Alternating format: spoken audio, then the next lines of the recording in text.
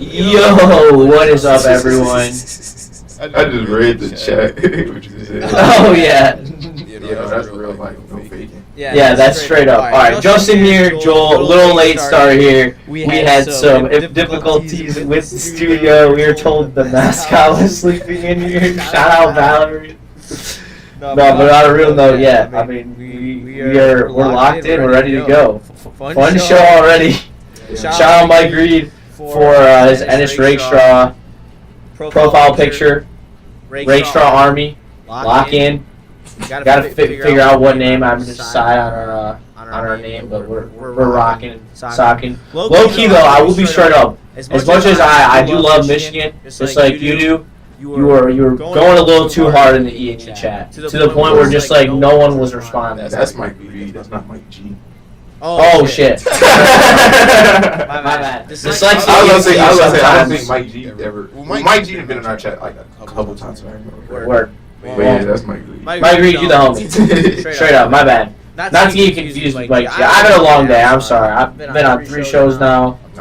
I've been here since 8 a.m. I might have allegedly smacked the pen. So allegedly. Like I get what you call it, low every day before I come in here. So. No. But that was after my shows. I can't. I don't know how you do it. I mean, I'm with it for being a Stony all day.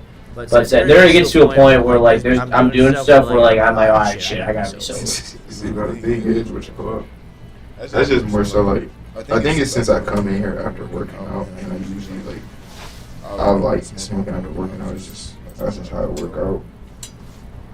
Just works out like that, cause yeah, and they said they hear it go. Yeah, let me know if that fixed it. I think I just fixed it. Icky.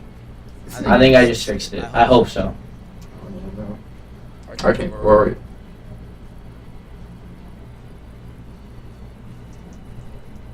I mean, we're gonna hear it in chat. It should have just been fixed. So I guess we'll wait a sec. Please pause for station identification. This is YingYangSports, the Echo Network.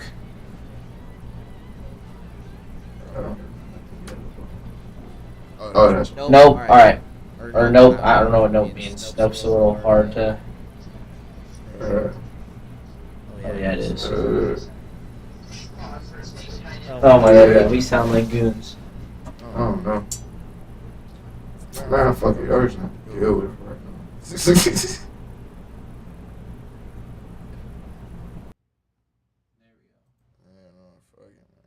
Get what you get. All right. That should have done it. I'm sorry. Someone was in our studio doing stuff. Man, they ain't here. Like they be messing with our settings and stuff. They gotta start paying us rent or some shit. Like, darn it! They say it's still echoing. I'm telling you, bro. I got one more thing I can try. If it's still echoing, I gotta just deal with it. It's like no. All right. On Joel's stream, I just came back into the chair, so let me know if it's still echoing. If it's still echoing, that fixed it. All right, bet. Thank you, Chase. Appreciate you. Also, shout out to you for he's, Woo's new intern. So shout out to you. Nice. So that'll be hype. Gonna be up at what? All right. So what do you want to get into? I mean, the fact is for the Lions, we just got dogs, and the rest of the league just got to know that from a pure standpoint that we aren't gonna take shit from anybody, and we are that team. I would say that's a normal like training camp thing. I would say a joint practice thing. I would say, so I'm not too like, I guess either or side. I mean, I said I was happy to see the fights to just show that you're showing retaliation, but that's just something you're gonna see that with a lot of these joint practices, just fights. That's just what's happening. Like it's a chippy time of the year, and you got dudes fighting to make this team, and you going against now instead of going against the same guys every day that you're not trying to hurt.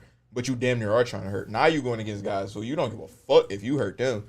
So it's like, yeah, that's where it probably gets super chippy at. But I would say I damn near Lions out, bro. Like, we could talk about the rest of the NFL. There are 31 other I'm teams. down. Yeah, I'd love to talk about some other teams. I never really envisioned to just talk about pure Detroit. Like, no. Hey, I'm with you on that. Neighbors might be a dog. Apparently, he was hooking our secondary all day. Let's talk about League Neighbors then. Yeah, That's a great segue. I love Malik Neighbors, man. His college football card also is nasty. What you call it, bro? We were watching a stream. Well, that's completely off topic, but you just made me think of a card that we saw get pulled that was crazy. It was like this dude was Ryan and them watching videos of a dude ripping packs and shit, and he was pulling some crazy shit. He pulled like 2 Jahmyr Gibbs auto rookies, then like a third Jahmyr Gibbs rookie, not auto though, but he had 2 autos.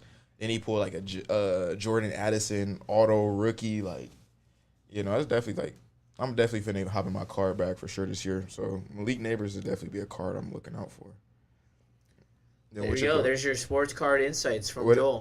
And then what else? I would say though in that what's talking about Malik, I was gonna say talking about Malik Neighbors. Do you feel that in college he was the best receiver last year, or do you think in all of college football? Yeah, or do you think it was Marvin Harrison or somebody else? Man, that's such a tough question. It really is because there was a couple really good receivers last year. I definitely would say Rome Odunze was definitely like third impressive on the list. I just believe the true takeover factor that Marvin Harrison Jr. had last year at Ohio State. And the game that I want to point to is the Notre Dame game. Notre Dame is a really good defense. And in that last drive of the game, you saw him completely take over the game. McCord was just throwing the ball up to him. Like, literally. And he showed me like right there. He's like, damn, that might be an unguardable wide receiver. Like that is the next great Ohio State produced wide receiver. So I want Marvin Harrison definitely gets his flowers. Malik Neighbors kind of like Marvin Harrison seems like more of a technical, like athletic freak. Like he's very athletic, but he's also extremely technical. Malik Neighbors is more pop off the screen, athletic, can move, is super fast. It is more of that all-around athletic freak level weapon. And I think it's just 2 tips of the iceberg. So I think that he was the second best receiver in football because I just think Marvin Harrison has the athleticism. And then on top of that, he also has that shiftiness, he's got better hands, I believe, as well than Malik Neighbors.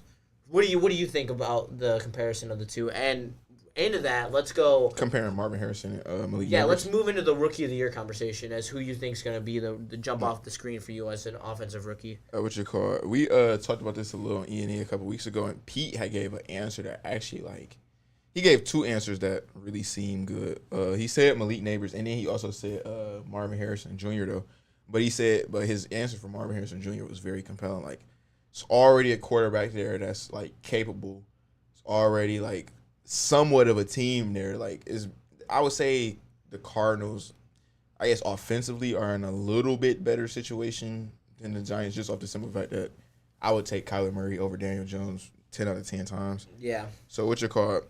And that, I think it's going to be tough for Malik Neighbors this season. That's what I was going to say. It's going to be tougher for him. So that's why I probably would like Marvin Jones a little bit more if you were going to go comparing them in that sense. But then for Rookie of the Year altogether, Offensive Rookie of the Year, that's actually very, very tough. I would probably have to say, man, don't sleep on Drew Lock. I'm tripping, not Drew Lock. Don't sleep on Bo Nix. That's what I meant to say. Really? Don't sleep on Bo Nix. I mean, all right. So, bro, because look, in all fairness, this is the way I see it.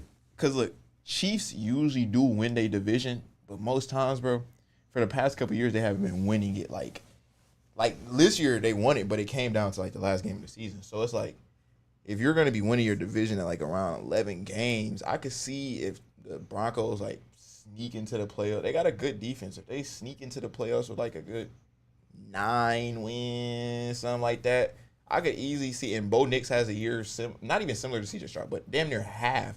And he's a quarterback who got his team to the playoffs. So you're after a Bo Nix believer. Not even a believer. It's just more so if you look at that, if you can see how the cards stack. All right. So you're saying he's not going to have the statistical numbers, and it's more so look at how the voters would look at it. He's a first year quarterback who was able to get this struggling team who had they would probably paint this narrative. They just had Russell Wilson. He wasn't able to do nothing with them. Then they bring in Bo Nix and he's able to get them to the playoffs. That would be they claiming. That's why I would say it would also justify the draft pick because I think we're both under the impression he was overdrafted. And what I think of Bo Nix as a college player was he was an elite game manager, a lot like what Jared Goff is in the NFL, an elite game manager who has the ability to win you games, but is not completely weapon dependent. That's kind of where I have figured that I want to ride the line of elite game manager. Because that's not a bad thing. I 100%. No. Even game managers aren't a bad thing. But Bo Nix in the NFL, to me, has a little bit of a limited capability when it comes to his overall game style. So I think that he will more fall into the game manager category, but it seems like Denver only needs a game manager. No, that's what I'm saying. They made improvements in their offensive line, which everyone loves to gloss over the importance of offensive line play. And the Broncos have pretty good offensive line play, and then they were injected some rookies. So they got a nice number 1 receiver. Yep. Courtland Sutton is severely underrated. No, yeah. He made 3 catch of the year candidates last year. And damn near 1 game. Yeah, and so he's got some upside to him. I'm waiting for the Javonte Williams breakout. I mean, this is when you see it. Like last year, everyone wanted to hype him up last year, but it's 2 years removed from the ACL tear where you really start to see like the fruits of the labor of the healed injury. So if he has a decent year, we could be looking at a Denver playoff team where on like the bottom of the AFC has more open space, I'd say, like that last couple playoff teams than the NFC. That's what I mean. That's what I'm saying. Like the AFC, top of the NFC is up for grabs, but the bottom of the AFC is up for grabs. It's a completely different. No, yeah, that's exactly what I'm saying. Like that's why I'm like, if they sneak in there, I could easily see why they like, all right, yeah, maybe Malik Neighbors got 1,000 yards, maybe Marvin Harrison had 11,000 yards. But Marvin Harrison will have a lot of yards this year. It's just more so showing that the quarterback bias, like how we already talked about, the quarterback is going to take too much of the credit, and for the win, they're also going to take too much of the blame for the loss. So that's just one of those like dark horse things that I could not easily see playing out, but damn near easily see playing out. Like if it were to happen that way, like I would be shocked. Like what the fuck, Bo Nix is going crazy like this and getting the team to the win, but then I would be at the same time like. Yeah, and I can see this. The path for the narrative is also there for Caleb Williams. Yeah, no, definitely. Like straight up, definitely. Like no bias, no anything. Like Caleb Williams has shown potential that he could. Like the team is set up for him to make the playoffs. Like let's be real here. Other than their interior offensive linemen, they really don't have a weakness. Straight up, like the Bears are two interior offensive linemen away. And then another year of development for Caleb Williams if he's going to be this highly touted quarterback that people are think he's going to be, away from being a ridiculously scary team. Like straight up, like the Bears are on the right path. They're building it the right way. Yeah, no, definitely. Hey, shout out to Justifan. I did catch flannel today on Big D.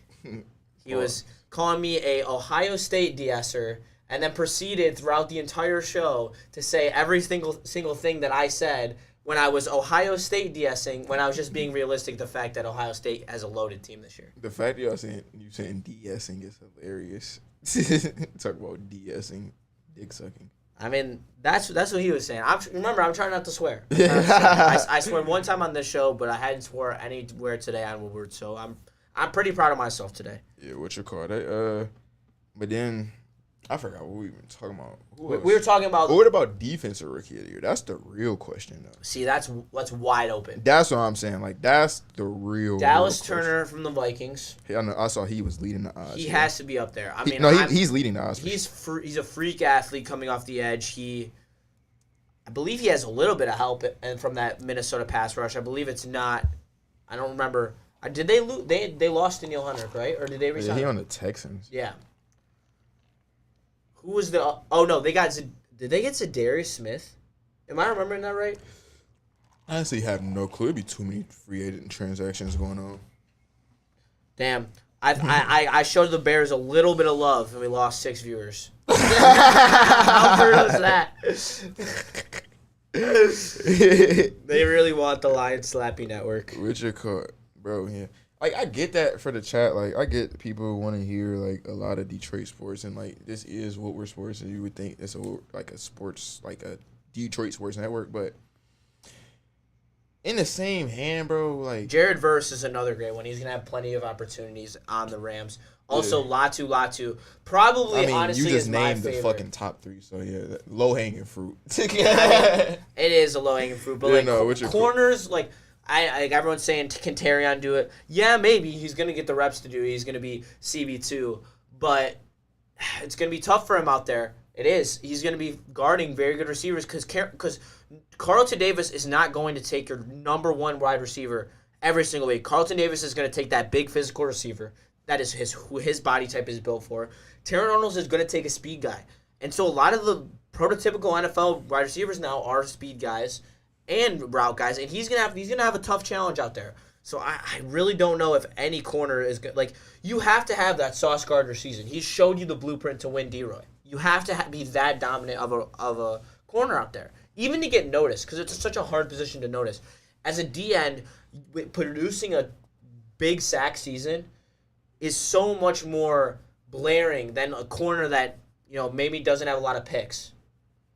But there is the PFF grade and stuff now, so you do see more of that. But I'm thinking Latu. He's got DeForest Buckner on it, as a running mate, and a really good Colts defense. He's going to have an opportunity to eat if he stays healthy, and that's the one thing that's around his prospect pool. So I'd love for it to be Ennis Rakestraw, but I don't think that we're going to see the fruits of those labors until week 4, week 5. I'm not gonna lie, it's not gonna be any Lions player. Y'all can get that up now. I'll be fair. Terrion will have the opportunity, but I don't think he'll have the stats to do so.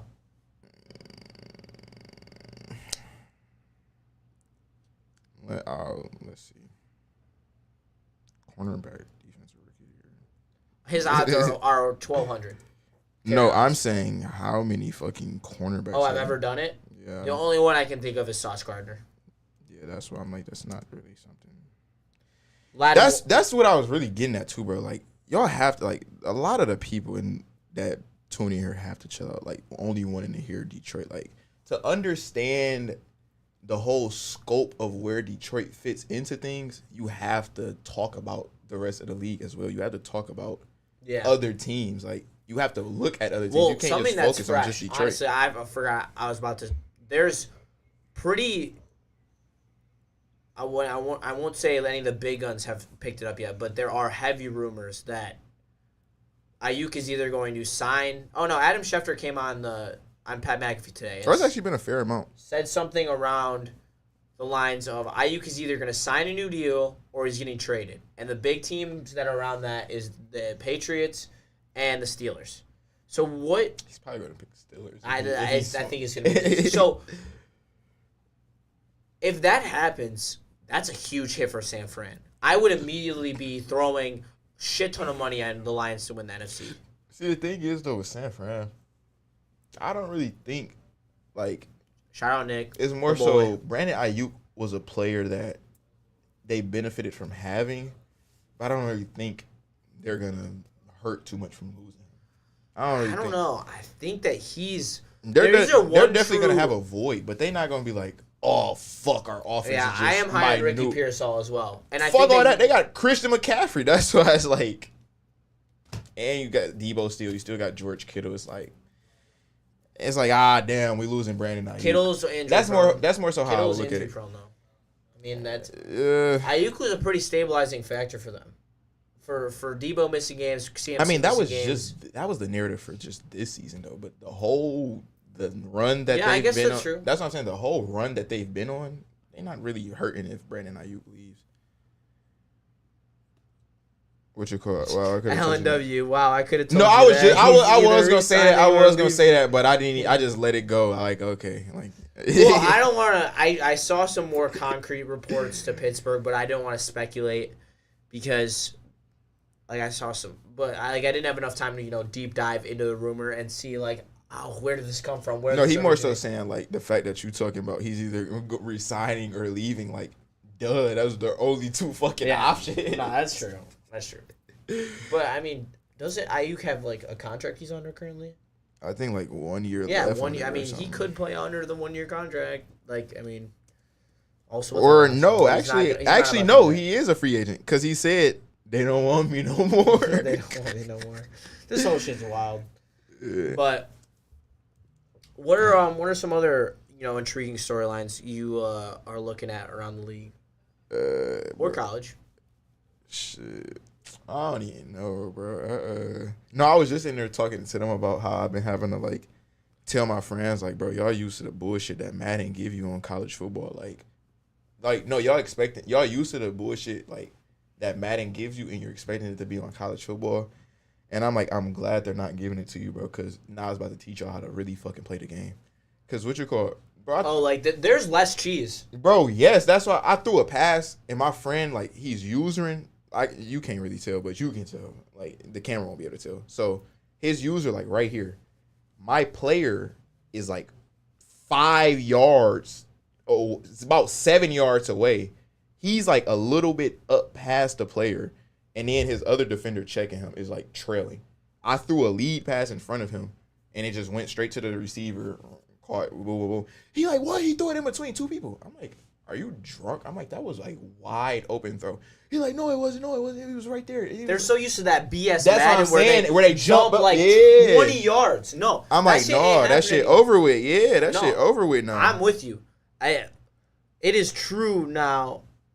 That's why I said, what you go? He talking about why do I care? No, it's not about the rating. It's about how the game plays. Yeah, I was about to say it's the game plays in a more fluent way where you actually can. Because I can't lie, in old Maddens, I used to get too loose with the ball because I'm like, I can throw into that little hole right there, and I'd get picked off by a linebacker that jumped like 5 feet in the air, and I'm like, oh, that's crazy. There's no way he was open. But now I try to throw in those same windows, and I hit those windows. Yeah. Those windows get hit now. I tell my friend all the time, nice. I'd be like, you can fit that. You can fit that. I tell him, I say that every time. I'm like, you can fit that. You can fit that. Like I like the fact that they let it play like an actual like football game a little bit now. Like bro, my biggest pet peeve used to be like if somebody was running a hard flat and you ran a comeback route, the fucking corner who was like 10 yards away from the peak of the comeback route would somehow be able to pick it. Like, no, I was playing my boy this last weekend, and he ran a comeback route, and my corner like got fooled. He thought he was going for a fade, so he was wide open. He came back up and missed the tackle. Like, that is so realistic. Like, I'm not gonna. I was annoying, but my corner came up and missed the tackle on a receiver that he was not covering. Yeah, no. Like, I like that about NCAA, 100%. I want to reference something that Alan W said, because he said McCaffrey's going to see 6 million carries. If they lose Ayuk, he's not going to stay healthy. This is how I meant it with the Ayuk thing. They're going to find somebody that's going to be able to fill in for his place. When Brandon Ayuk was a great player in college, but almost everybody who gets drafted to the NFL is a great player in college. So, in that, like how you just said, Ricky Pearsall, like, shit, even Jawan Jennings, like, I could easily see Kyle Shanahan finding a way to make any of these players. No, he will. Yeah, that's why I'm like. It's scheme. That's scheme. What I'm saying. Like, it's scheme with weapons. Yeah, I don't really think Brandon Ayuk was just out there boss hogging people, like jumping over motherfuckers, just nabbing it over them. He isn't as integral as Amon-Ra St. Brown is to the Lions. You said is he? He isn't as integral as Amon-Ra to the Lions. Yeah, no. Like it's not like they're losing. Their 1A. They're losing. They're probably third or fourth option. When they were speculating Amon-Ra might be out for a game, like during the regular season, he actually ended up missing a game. I was thinking the whole week, like, who are we gonna like go to besides Sam Laporta? Yeah, no, like, for real. That's all I was thinking. I'm like, who? Like, yeah, like we had J-Mo he was back at the moment, but I'm like, he just coming back from the suspension. Like, and then we still haven't really seen much. So I'm like, what are we gonna do? But if the 49ers were to be like, even while Kittle was down or Ayuk was the only one serviceable, I think even if he would have went down, and as long as Christian McCaffrey stayed up, that's who really all that matters. That's the one. Honestly, yeah. If Christian McCaffrey goes down, then it's like, oh, take all bets for the 49ers should just be a tank team. Like, they're gonna be terrible. But anybody else, I could see them replacing. Yeah, I feel except maybe even Kittle a little bit too, because Kittle give you a little bit too much with the run blocking and the pass catching. What do you think about the washed up Tennessee Titans roster? Because they love those washed up players. They bring in D-Hop. D-Hop comeback year. Calvin Ridley. They bring. I won't say he's washed. I was about to say Calvin Ridley like his 5th year. But they just brought in Jamal Adams and Quandre Diggs.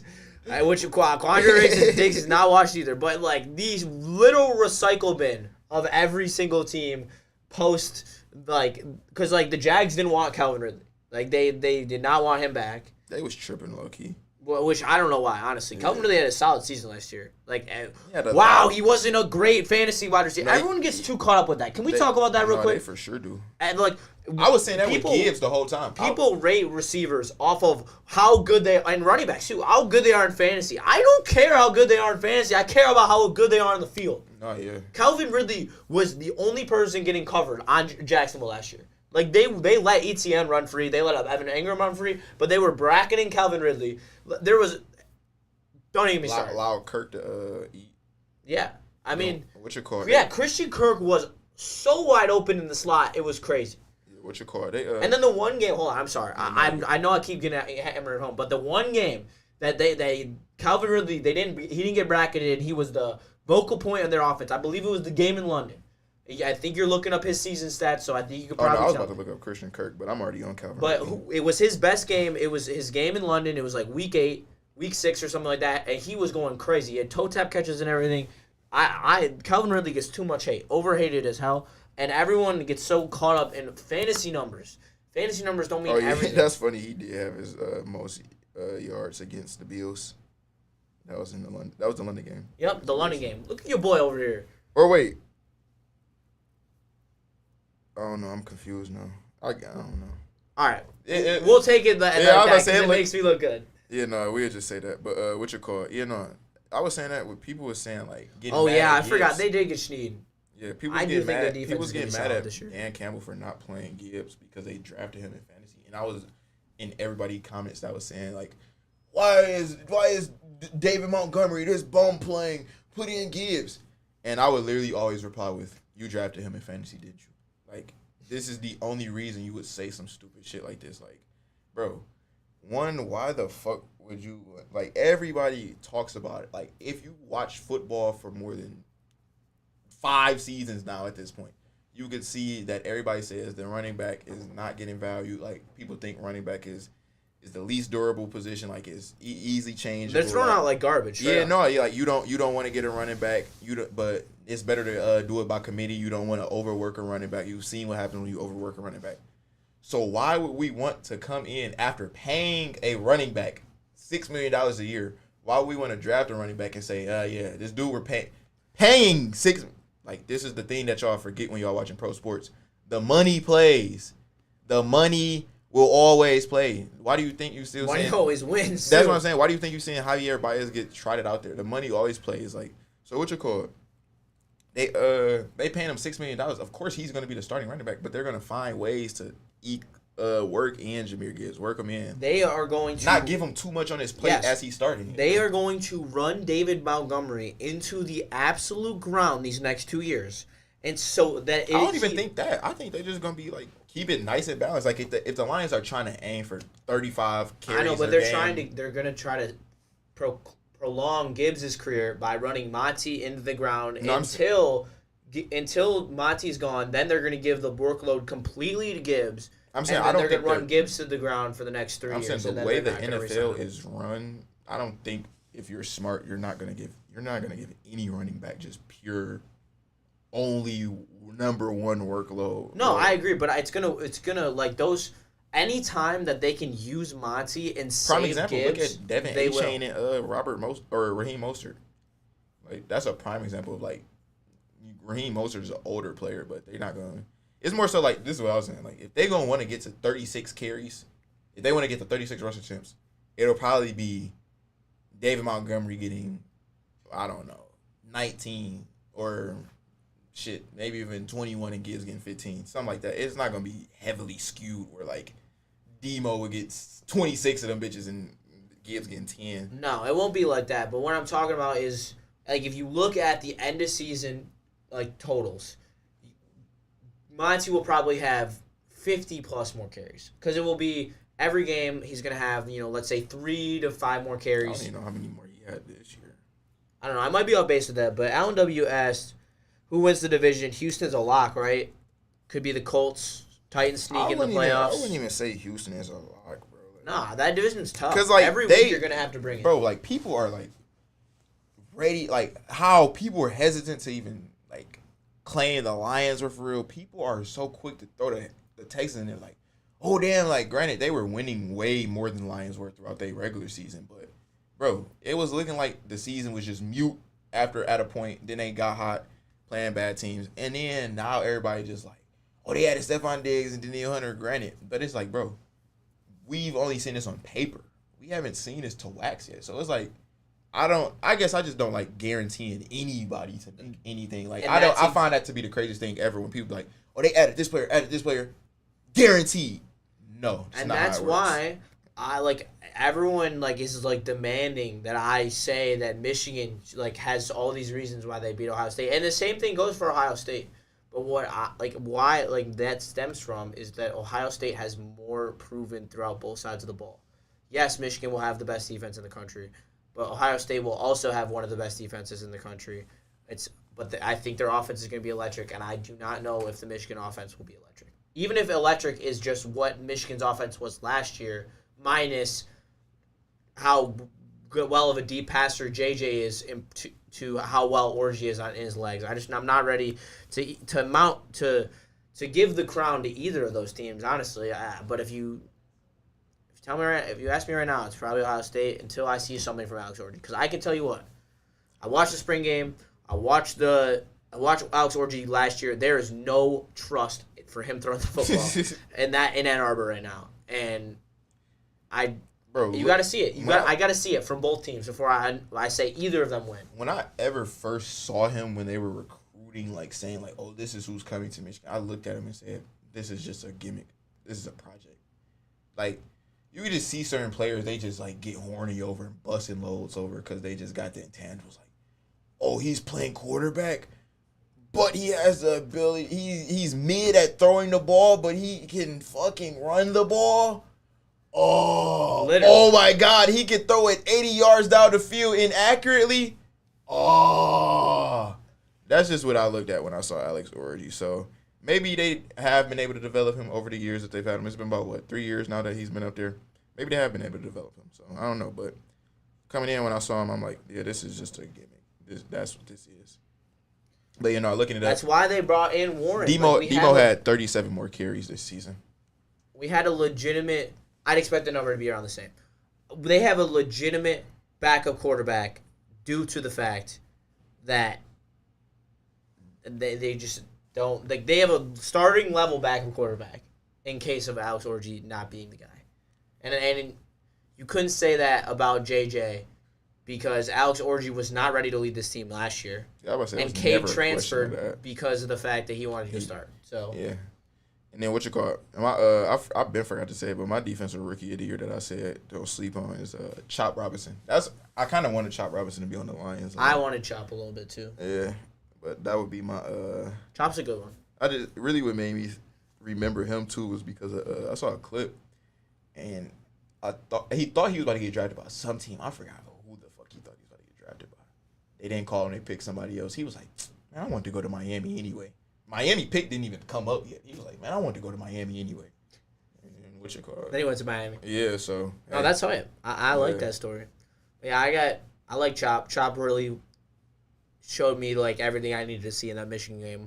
Completely shut it down, or down the passing game off his pass rush alone. So he's going to be a good NFL player. That was one of the most boring games to watch. Speaking of boring, bro, I watched the I don't know if you watched the boxing a lot, but Bud Crawford versus, I forgot who the opponent name even was. Bro, that fight literally puts me to sleep. Like, legit, like, I've never watched a fight that actually, I fell asleep during Muhammad versus Leon Edwards. Oh, I did too. I fell asleep, actually, during that fight. Straight up, I did too. I woke up to Easy text. I woke up to Easy text to me, like, you were, like, the only one that believed. Like, I'm like, oh, shit, he won? Then I looked up, oh, he won by unanimous decision. Damn. And then I'm glad I stayed up for the Aspinall fight, but I'm kind of glad I fell asleep for the Leon fight because I wanted Leon to win. So. That's another thing before we head up, bro. They had to stop starting UFC and boxing fights so late.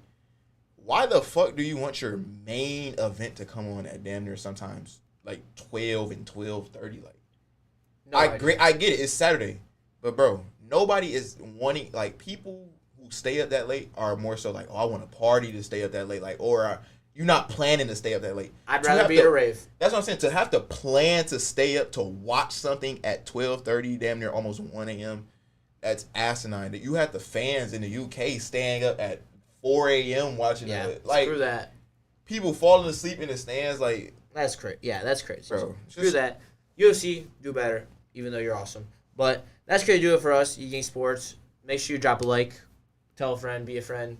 No, definitely. We only 3 subscribers away from 100. Yes, sir. Get us to 100. But yeah, shout out to you guys. You are what make this so fun to do, and we appreciate you. Now go enjoy some heavyweights on the Woodward Sports channel, and we will have a great day. Joel, take him out, dog. Sure. Have a good one.